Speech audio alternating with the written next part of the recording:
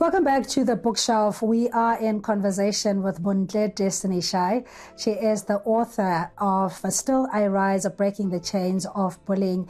And just before the break, you were just talking us through your experience from grade 1 to grade 6, being bullied by a group of friends whom you were quite close to. That must have felt like the biggest betrayal, if your very peeps, so to speak, are the ones that are turning against you. I would say that it was the biggest betrayal. It gave me quite big trust issues. I couldn't trust anybody who came around me and said, can we be friends? I found it very difficult to trust that person because I was scared to get judged again. It was a cycle where I felt like I was nobody, and I did not want to feel like that ever again. Yeah, and the impact thereof, how then were you able to resolve? You were saying because of the support of your family, but at the time when it happens from somebody who's close to you, whom you hold probably in high regard, who will body shame you, call you all sorts of things when you are perfect in your form. Obviously it's jealousy, but at that stage you don't realize what is going on with the perpetrator. Yes, you don't realize because you trust that person, they're your friend. You don't know them in that side of being mean. As I said, I was very young. I didn't know that I was being betrayed. Okay. So yours didn't necessarily take a physical form, but emotional, because words can hurt you. And that's the poem by Maya Angelou, Still I Rise, that you can harm me with your words, but I can still rise like a phoenix, you know. Why the title, though, if it wasn't based on Maya Angelou?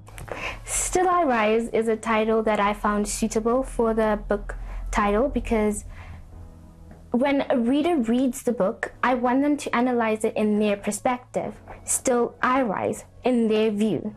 I want them to gain that knowledge that no matter what obstacles you face in life, you can still get back up and be that bird that you were and strive for excellence. Yes.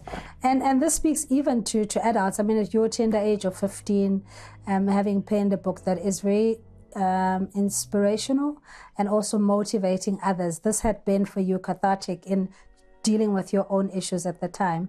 But bullying doesn't just start and end on the playground. There's also other forms of bullying, including corporate bullying, that you cover in the book. Talk us through that.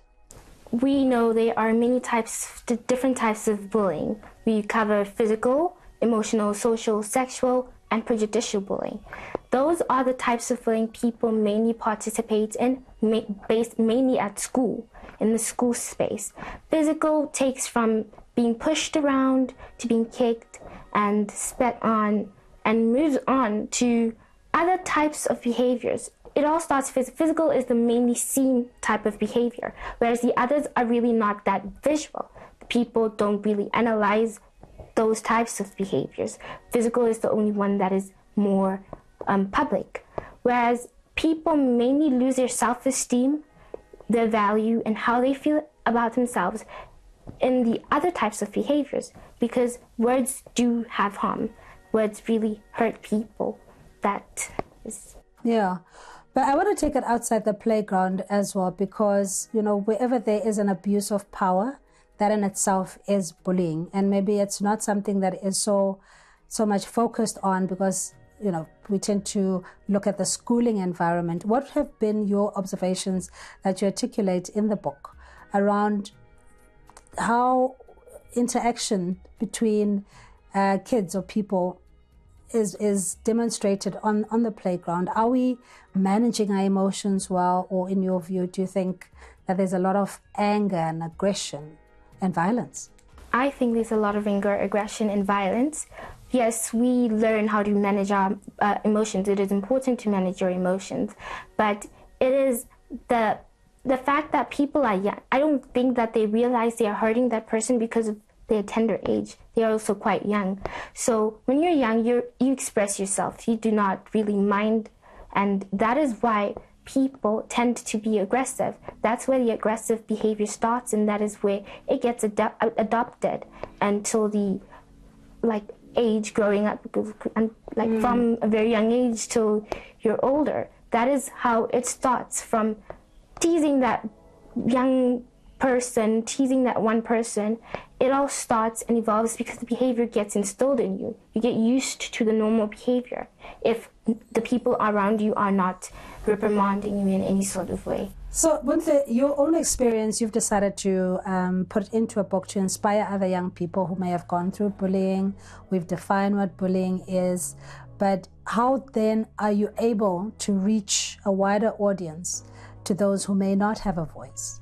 I want young people to know that they are worthy of themselves. No matter what the next person says to them, they are important and they are loved. God is there by their side every step of the way. And I want them to know that obstacles can be faced. Even the bully themselves, I want them to know that mistakes are inevitable, but they can act differently next time. They can use this as a lesson to improve the way they behave towards other people. So in the book, how do you encourage perpetrators or bullies to change their behavior? I tell them that bullying is just a behavior that they participated in. It does not define who they are. That means that you can change. It is not too late to change the way you've acted towards other people. You can go and apologize to that person, learn to maintain your temper. When you want to hurt someone, take a few minutes away from that person, then come back, take a break, breathe in and out. Just tell that person that you are facing this situation and you're trying to mitigate bullying others, and therefore you can just they can help you realize your true potential, and they can understand that you are really trying to change and become a better person. All right, just before we close this segment, your personal experience, as you were saying, had left quite a negative feelings and, low self-esteem. It takes a while to recover. Is it still a journey for you of recovery, or would you say that you've broken the chains of bullying? I'd say I've broken the chains of bullying. I learned the power of forgiveness. I had to forgive that person first and forgive myself for thinking that it was my fault that I was getting bullied. I had to sit down and analyze everything, vent out how I felt about the situation to help me realize my true potential. I had people around me who helped me and supported me throughout this journey. They gave me words of encouragement every single day to help me boost back my confidence and be that happy kid that I was before getting bullied. All right, Bontle, we'll continue our discussion and we'll wrap it up nicely when we come back here on the bookshelf with Bontle Destiny Shai, the author of Still I Rise, Breaking the Chains of Bullying.